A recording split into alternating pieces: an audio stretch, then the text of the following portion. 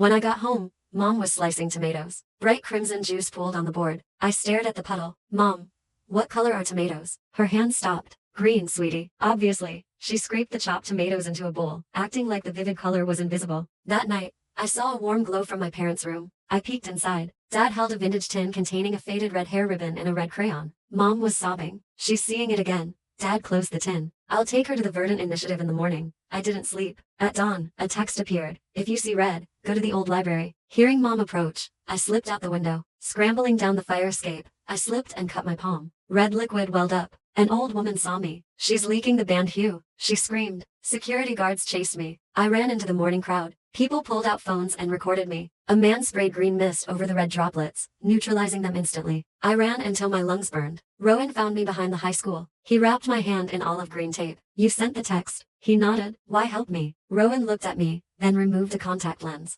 Around his iris was a distinct glowing circle of crimson. Because I see it too. The old library was a sanctuary of forbidden color. Photographs of sunsets, roses, and flags covered the walls. The color hit my retinas like a muscle unclenching. Rowan handed me water. Don't cry. Tears make the bleed more obvious. The bleed? When you see the banned hue, a red ring forms around your iris. That's how they spot us. Rowan flipped a switch on a projector. A news broadcast from 17 years ago showed a massive, blood-red sun. After that day, history was scrubbed. They declared the sun was green, and red became illegal. They conditioned everyone's brains to reject it. A cold dread settled in my stomach. So the world is brainwashed? It's a blindfold. Their optic nerves receive the red light, but their brains edit it out. Suddenly, the floorboards creaked. The door groaned open. Mom stood there, holding the red crayon. Valerie, come out. Don't listen to Rowan. He's going to get you killed. I stood up. Why did you hide the crayon, Mom? She flinched, tears welling. So you wouldn't remember. When you were 6, you looked at the red sun, and it looked back at you. My head spiked with pain. Flashes of memory of rooftop, red light, screaming. They saved you,